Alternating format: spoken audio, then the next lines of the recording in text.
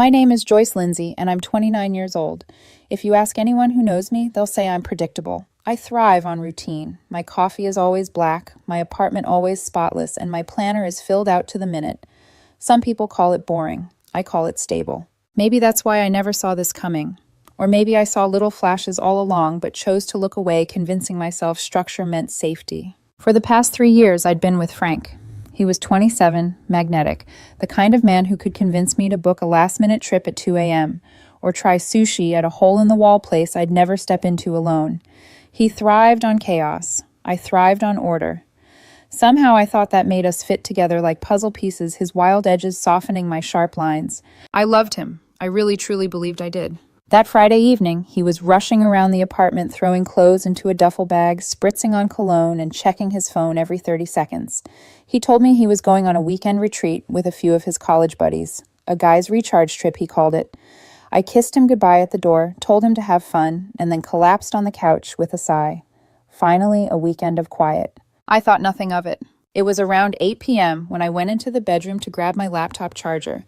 That's when I saw it. Frank's journal. A sleek leather-bound notebook sitting open on his side of the bed. Ironically, I had bought it for him on our second anniversary. He'd claimed he wanted to start journaling to organize his thoughts. I remember thinking it was a sweet habit for someone like him who was always so scattered. The first instinct that surged through me was to close it. I'm not a snooper. Privacy is sacred to me. But then, I saw my name. Joyce, right next to another name, Tracy. My stomach dropped. My hand hovered over the cover, trembling. I told myself not to. Every fiber of my being screamed that it was wrong. But curiosity is a beast, and fear is louder than morality. I picked it up. I read. It wasn't just one page, it was months. Months of neatly written entries in Frank's looping handwriting. A detailed chronological account of a double life. One line seared into my brain. Joyce is so wonderfully predictable. She'll be buried in her design portfolio all weekend. Perfect time for me to have a real weekend with Tracy. That retreat with his buddies. It was a trip with her. The photos of beers he texted me. Reverse image searches later would confirm they were from vacations he'd taken with Tracy months ago. But it wasn't just infidelity. It was a plan, a scheme. Frank wrote about how I was the stability phase, the woman with the steady job, the one paying 70% of the rent. He and Tracy needed time and a place to get their lives together, and I was footing the bill. The real kicker, my savings. For the last 2 years, I'd been setting aside money for a down payment on a house. My dream wasn't glamorous, just a small home with light walls, a garden, and enough space for a dog. I'd shared every detail with Frank, shown him listings, asked him to imagine a future with me. He'd acted excited, supportive. He'd kissed me and said he couldn't wait. But in his journal, he mocked it, called it the boring beige box. He wrote how once I hit my savings goal 2 months away, he would persuade me to invest $30,000 into a boutique marketing agency, one that he and Tracy would co-own. "E is such a provider," one entry said.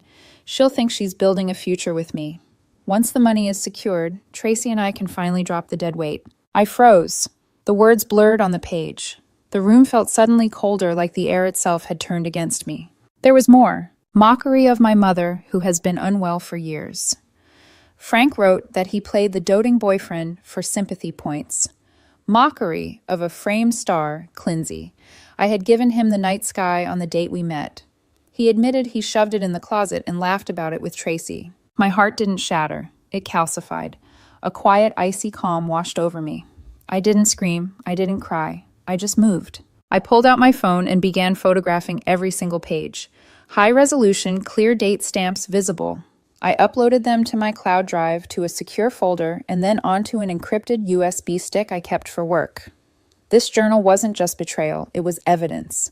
When I was done, I set the journal exactly where I'd found it open, casual, like nothing had happened. Then I packed. Not everything, just what mattered. My laptop and work equipment, my clothes, my favorite books, my grandmother's necklace, family photos, the quilt my mother had made me when I went off to college. Frank's things untouched, the furniture we'd picked out together, left behind, his expensive sneakers, the watch I'd once given him, all still there. I packed methodically, like I was moving pieces in a chess game. With every folded shirt, every zipped bag, my resolve hardened. By midnight, my car was loaded. I stood in the doorway one last time, staring at the apartment that had been our home.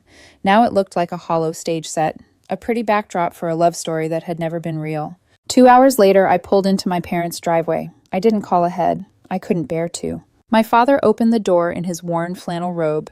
He looked at my face, then at the duffel bags in my hands, and said nothing. Just nodded. A silent understanding passed between us, heavy and unspoken. He took one bag from me, then the other, and carried them inside. I followed the chill of the night air still clinging to me. For the first time in years, I didn't know what tomorrow would look like. But as I stood in the familiar warmth of my parents' living room, one thought pulsed steady in my mind. This wasn't an ending. It was the beginning of the unraveling. The first 24 hours after I left were eerily quiet. I ignored my phone, letting Frank's messages pile up. Made it to the cabin. Miss you already. Having fun yet without me? Babe, why aren't you answering? By Sunday evening, the tone had shifted. Joyce, you're being weird. Pick up. Seriously, what's wrong? Did I do something? Answer your phone, damn it. I placed my phone face down on the nightstand at my parents' house. Each vibration rattled the wood, but I refused to touch it. It wasn't until Monday morning that things escalated. I was sipping coffee in the kitchen when my phone buzzed with a text from Carol, my old neighbor from the apartment building. Sweetheart, are you all right? There's a man screaming your name in the hallway outside your old place. Sounds awful. Do you need me to call someone? I exhaled slowly, my chest tight. He'd discovered my absence. The script he'd built in his mind had gone off course, and Frank hated losing control. The calls doubled, tripled. Finally, I answered. His voice exploded through the line. Joyce, what the hell is going on? Half the stuff in the apartment is gone. My TV is gone. I almost laughed at the audacity. Your TV? You mean the one I bought with my last bonus? Don't worry, I have the receipt. There was a pause, like I'd slapped him across the face. Then the fury reignited. You can't just move out without telling me we live together. My voice was steady, calm. Not anymore. I moved out. You can't do that. You were supposed to pick me up from the station. That's not my responsibility anymore. I leaned against the counter, letting the silence stretch. Then coolly, I read your journal, Frank. The change in his tone was instantaneous. The shouting stopped. I could hear his breath catch sharp like a man drowning in shallow water. You went through my private things. That's a violation, Joyce. Do you hear me? A complete violation of my privacy. You wrote detailed plans to scam me out of $30,000 and run off with Tracy. My voice was ice. I guess we both crossed some lines. His silence lasted 10 full seconds. Then the gaslighting began. You're twisting things. That journal was just a fantasy exercise, a way to process feelings. None of it's real. Tracy is just a friend. She's been supporting my business ideas, that's all. You're insecure, controlling, and paranoid. I have photos of every page, I said flatly. Every single word. That's when another voice entered the call. His mother. Apparently the phone was on speaker. Joyce, this is childish, Mrs. Davidson said. Her tone wasn't angry. It was worse. Patronizing. The way a teacher scolds a student for coloring outside the lines. Whatever you think you saw, you need to be a woman about this. Sit down with Frank and talk it through. Her words scraped across my nerves. I'd heard that voice before, soft and cutting when she thought I wasn't enough for her son. There's nothing to talk through, I said evenly. I already gave notice to the property manager this morning. 30 days as per our lease. Since Frank is also on the lease, he has two options: requalify for the apartment on his own income or vacate with me.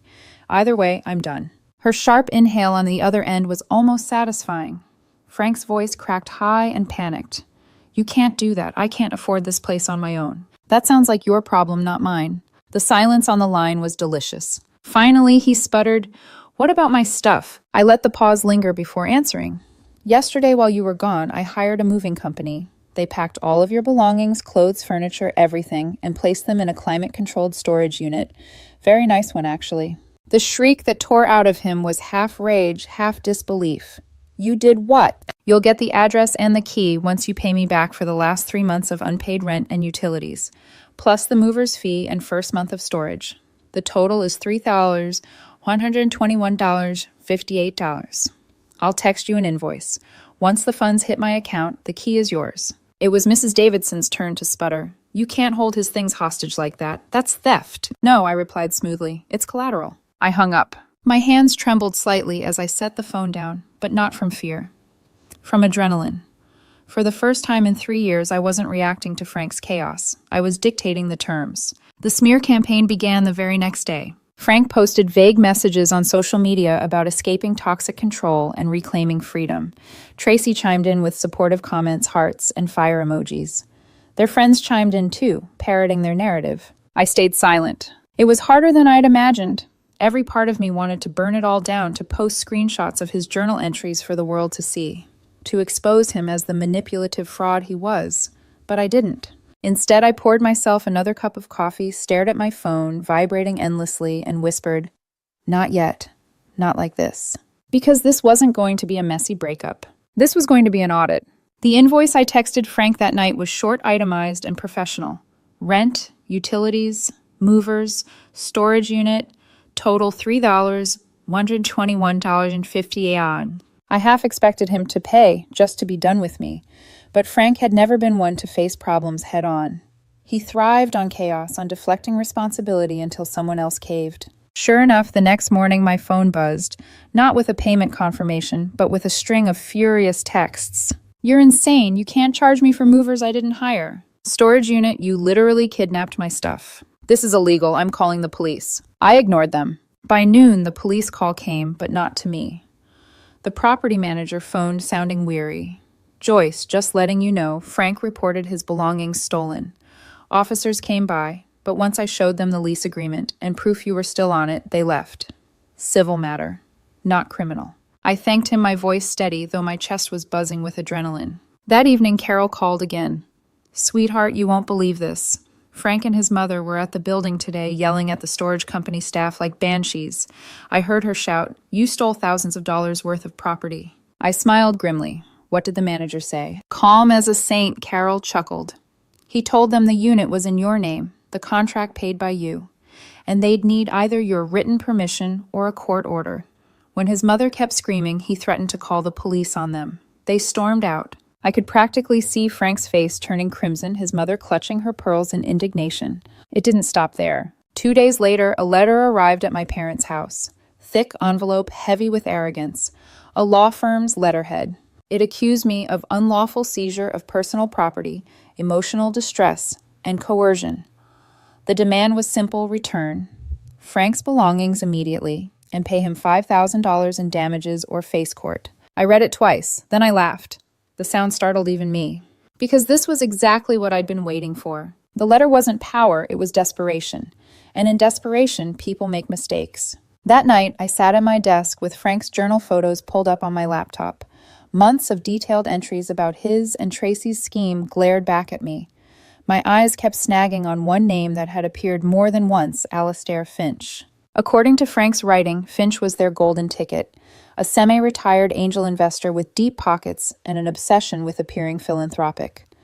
He was supposed to bankroll their agency once Frank tricked me into investing my savings. If Finch ever gave them money, it wouldn't just be me. They conned, it would be dozens of small businesses and employees all caught in their fraud. The thought made my stomach twist. I couldn't let Frank and Tracy walk away with their reputations intact. It wasn't enough to escape. They had to be stopped. I drafted a careful email to Finch's firm. Professional, neutral. I explained I had documentary evidence suggesting fraudulent intent behind a proposal he was reviewing. I didn't attach anything, just offered to provide proof. The reply came within hours. A polite 2-line dismissal from an assistant. "Thank you for your concern. We receive many such emails and cannot act on unverified claims. Best of luck." I leaned back in my chair, staring at the screen. Of course, gatekeepers. They probably got hundreds of bitter exes sending warnings every month.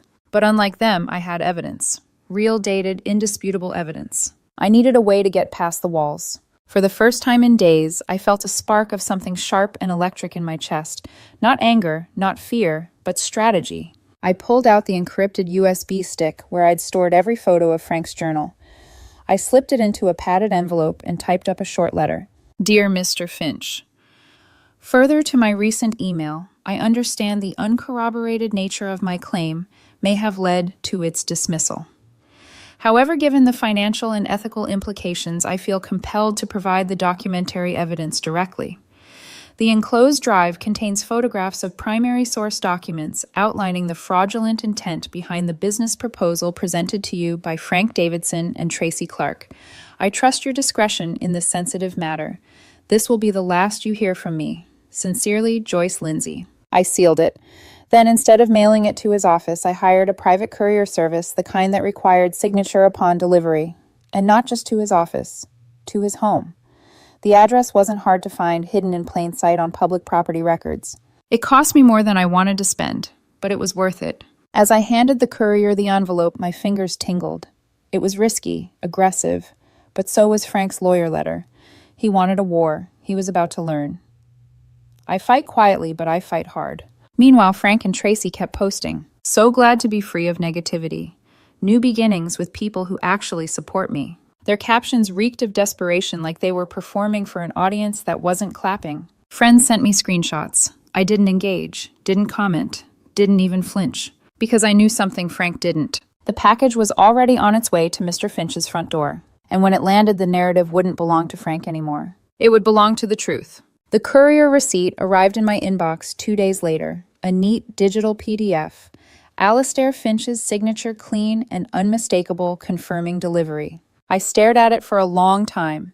That single sheet of confirmation felt heavier than Frank's entire journal. It meant the evidence wasn't just mine anymore. It had landed in the hands of someone with power, someone who could dismantle Frank and Tracy's fantasy. Still, there was no immediate thunderclap, no lightning strike of justice. The world outside remained stubbornly ordinary. Meanwhile, Frank doubled down. The smear campaign went from vague posts to direct accusations. He and Tracy painted me online as a controlling, jealous ex who had stolen his property and sabotaged his career. His mother added fuel, posting sanctimonious quotes about forgiveness and women who tear men down instead of building them up. People started messaging me. Old acquaintances, mutual friends, even distant cousins asking, "Is it true?" I ignored them all. Every fiber of me wanted to scream my side of the story, to upload the damning diary photos in one explosive post, to burn Frank's carefully crafted image to ash in front of everyone he'd ever manipulated. But I didn't. Instead, I poured myself another cup of coffee, leaned against my parents' kitchen counter, and reminded myself, this isn't about noise, it's about evidence. Let them shout. I had already planted the seed in Finch's world. Seeds don't sprout overnight. They burrow quietly in the dark before breaking the surface. Days passed. Frank's text grew frantic, oscillating between fury and pleading. "You've ruined my life, Joyce. You'll regret this. Tracy and I are unstoppable. Please just talk to me. We can fix this." Every message reeked of desperation. He was circling, trying to pull me back into the chaos. I didn't reply. Instead, I spent evenings reorganizing my life. I reopened old design projects I'd abandoned. I walked my parents' dog through the quiet streets, breathing in the cold air until my lungs stung. I learned what silence felt like when it wasn't filled with manipulation. And yet beneath the calm anticipation throbbed like a second pulse, because I knew, sooner or later, Finch would act. It happened on a Thursday afternoon. I was at my desk sketching layouts when my friend Maya called. She works in finance, sharp-eyed and well-connected. "Joyce," she whispered, excitement crackling through the line. "I just heard something. Word is Finch pulled out of Frank and Tracy's pitch. Not only that, he flagged them. Quietly. No gossip, no theatrics, just a cold professional note that they were ethically unsuitable." I closed my eyes, letting the words sink in. Relief swept through me, not as a rush, but as a deep grounding wave. It had worked. The evidence I'd sent had cracked their foundation. Frank and Tracy didn't even know it yet, but the financial lifeline they'd been clinging to was gone. And once the lifeline was gone, the collapse was inevitable. That weekend, Frank posted a long, rambling story on Instagram about resilience in the face of betrayal. It was littered with half-baked motivational quotes and blurry photos of him and Tracy clinking wine glasses. To the casual eye, it looked like a celebration. But I recognized the cracks. The captions were too defensive, the smiles too stiff. 2 days later, I got another text from Carol, my old neighbor. "Sweetheart, he's gone. Tracy, too. Packed up in the middle of the night like thieves. Left the place a mess. The landlord is furious." I could picture it vividly. Frank stuffing clothes into garbage bags, Tracy cursing under her breath, both of them scrambling to escape the fallout they didn't understand was only just beginning. But for me, the waiting wasn't over. Because I knew Frank wasn't the type to disappear quietly. He'd try another angle, another manipulation. Sure enough, the call came a week later, not from Frank, but from his father. His voice was heavy, stripped of the arrogance I'd come to expect from the Davidson family. "Joyce, my son is a mess. He's broke the landlord's evicting him. I've already covered more than I care to admit. And he told us you fabricated everything. Burned the journal, said you made it all up." I let the silence hang before answering. "Do you really believe I hired movers, a storage unit, and a private courier just because of a misunderstanding?" The line was quiet, then came a weary sigh. "No, I suppose not." For the first time I heard not anger, but defeat. The sound of a man realizing his son's lies had finally caught up to him. "I needed to know," he murmured, "if any of it was real, between you and him." I didn't gloat, I didn't rage, I simply told him the truth. What was real is that I loved your son. What wasn't real was everything he told me in return. There was a pause. Then he said almost softly, "Thank you for your honesty," and the call ended. I should have felt vindicated. Instead, I felt empty. Because this wasn't a victory parade. It was a dismantling. A slow, methodical collapse of something I once believed in with all my heart. But as I stood at my window that night, watching the city lights blink against the dark sky, I realized something. This wasn't about Frank anymore. It was about me. About learning that silence can be power. That truth doesn't always scream. It waits patient and sharp until it cuts clean through. And Frank, he was already bleeding out. It didn't happen all at once. The collapse came in tremors, each one, shaking loose another piece of Frank's carefully staged life until nothing held together. The first tremor was financial. Word spread quickly in investor circles. Finch had not only withdrawn, he'd quietly warned colleagues. Frank and Tracy's names were now blacklisted, whispered with disdain in private meetings. In that world, reputations matter more than cash. And once your integrity is questioned, doors slam shut fast. I didn't have to hear it from Frank himself. Maya, my friend in finance, texted me. "They're finished. Finch iced them. Nobody will touch their pitch now." I stared at the message, my chest tight. For so long I'd braced myself for Frank's next move, his next manipulation. But this time, there would be no comeback. The second tremor was personal. I saw it online before I heard it anywhere else. Frank's posts became erratic, grand declarations about vision and purpose one day, angry rants about betrayers the next. The photos of him and Tracy dwindled, replaced by cryptic quotes about heartbreak and resilience. Then suddenly she disappeared from his feed altogether. Carol, my ever-watchful neighbor, filled me in. That girl, Tracy, she left, packed up her things, and stormed out after one of their screaming matches. Could hear it all the way down the hall.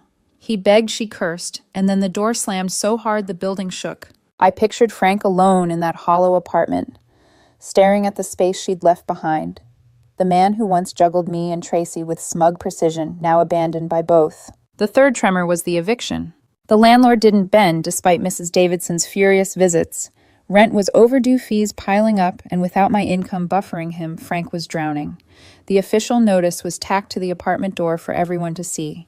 Carol said she watched him rip it down and crumple it in his fist, his face red with rage. By then, the smear campaign had lost its teeth.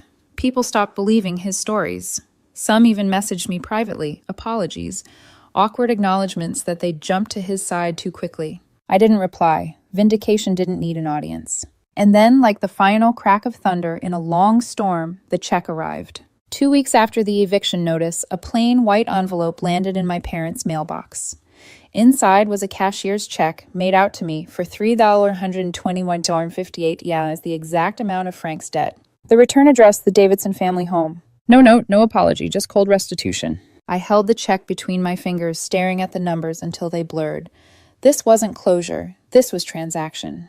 A settlement to balance the ledger to erase the evidence of their son's failure. I deposited it anyway. Once it cleared, I drove to the storage facility, handed the key to the manager, and asked him to mail it to Frank's parents. No note from me either. Let them open the envelope, see the key glinting back at them, and realize exactly what it meant. Case closed. But the world has a way of twisting the knife. A few days later, my phone rang. It was a number I didn't recognize, but I answered. Joyce Lindsay. The voice was gravelly tired. Frank's father.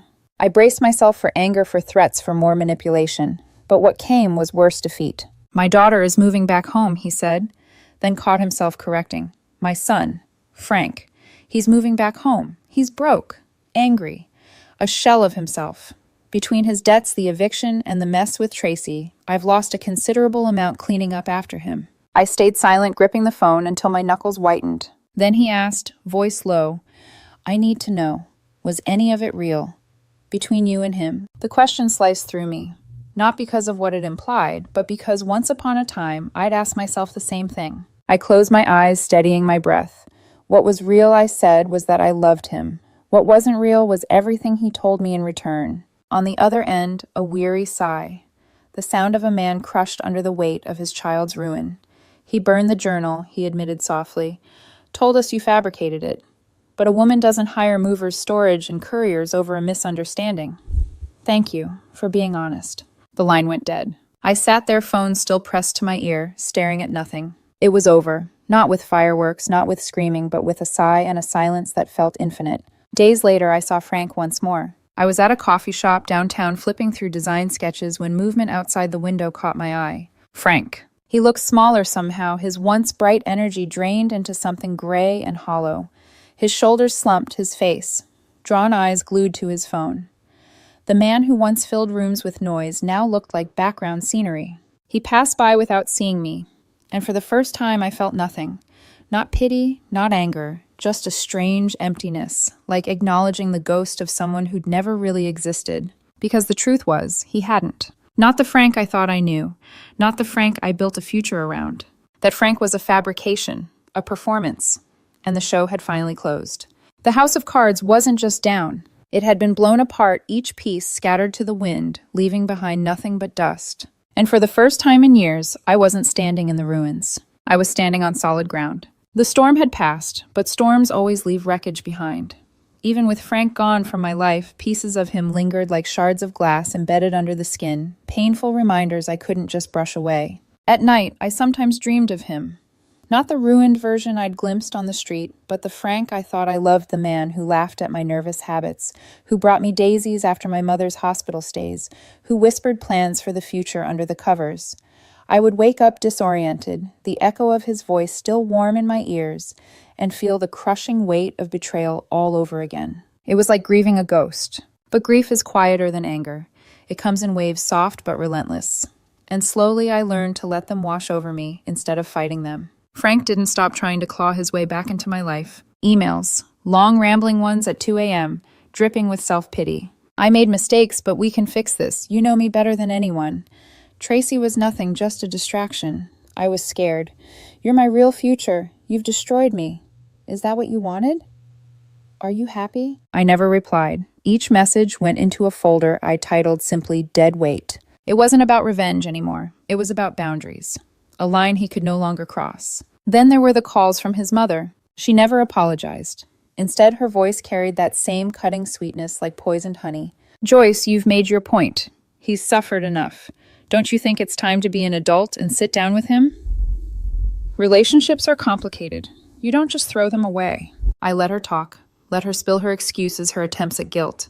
And then calmly I told her the truth. Mrs. Davidson, I didn't throw your son away. He discarded me the moment he wrote my name in that journal beside Tracy's. He ended it. I just refused to play along with the performance. For once she had no answer. The line clicked dead. But the call that haunted me most wasn't from Frank or his mother. It was from his father, again. This time his tone wasn't weary, it was broken. Joyce, he said softly, I don't recognize my son anymore. He blames everyone but himself. He's angry at you, at Tracy, at us. Anyone but the man in the mirror. We tried to help him, but nothing's working. He's spiraling. I pressed the phone tighter to my ear, but I had no words. I just wanted you to know, he continued, that whatever he says, I don't blame you. Not anymore. You were collateral damage in his destruction. The phrase clung to me, collateral damage. That's what I had been. Not a partner, not a love, just a means to an end. When the call ended, I sat in silence, staring at the ceiling. I didn't cry. I didn't scream. I simply let the truth settle in. Some wounds don't heal with apologies. They scar. Weeks passed. The noise faded. Frank's posts dwindled, then vanished entirely. Tracy disappeared from town. The smear campaign dissolved into silence. For the first time in years, there was no drama buzzing in my ear, no constant need to defend or explain myself. The quiet was almost unnerving. But in that quiet, I found something else myself. I reconnected with friends I'd drifted from during my years with Frank. Friends who told me gently that they'd worried about me all along, that I'd become smaller, dimmer, like a candle burning in someone else's shadow. I laughed with them again, ate late-night pizza, went to a concert on a whim, little things I hadn't allowed myself in ages. Piece by piece, the weight lifted. One evening, I took a walk alone through the city. The air was crisp, the streets glowing with golden light from shop windows. I passed the coffee shop where I'd last seen Frank. For a moment, I hesitated, peering through the glass, like maybe I'd see him again. But the only reflection staring back at me was my own. And for the first time, I didn't feel haunted. I felt free. Closure doesn't come with fireworks. It doesn't come with dramatic speeches or grand gestures. It comes quietly in moments so small you almost miss them, a walk without looking over your shoulder. A laugh that isn't forced, a morning where you wake up and realize you didn't think about him at all. Those were my aftershocks, not explosions, but subtle shifts. Proof the earth beneath me was settling again. I sometimes wondered if Frank thought of me when he lay awake at night in his parents' house. If he regretted even for a second the choices he'd made. But the truth, it didn't matter anymore, because his story was no longer mine to carry. My story was just beginning. The day I turned the key in the lock of my new house, I expected to feel fear. After all, I'd bought it alone. No partner to split the bills, no second income as backup.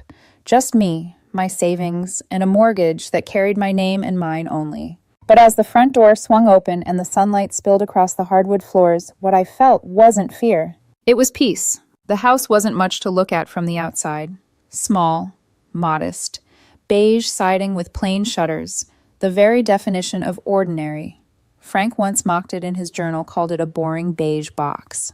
But standing there in the doorway, breathing in the faint scent of fresh paint and wood, I realized something he'd been wrong. Because this little box was mine. Unpacking was slow but deliberate.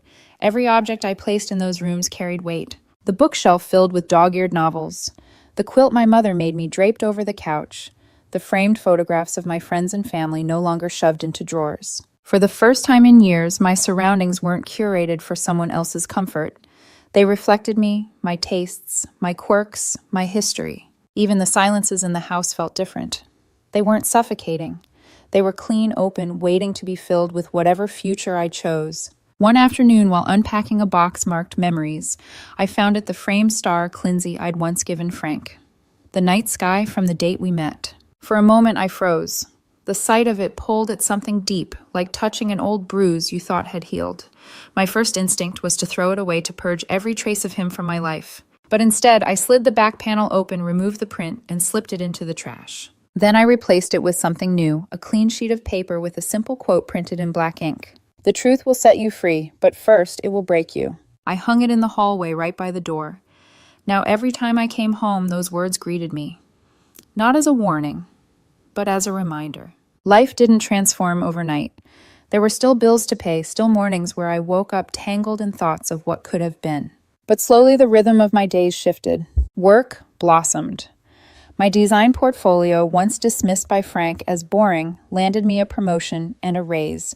For the first time, my career felt like it was mine, not something to be mocked in private pages. Weekends filled with family dinners, the sound of my father's laugh echoing through the kitchen, my mother's health improving enough for her to tease me about my grown-up house. Friends came by with bottles of wine and mismatched housewarming gifts.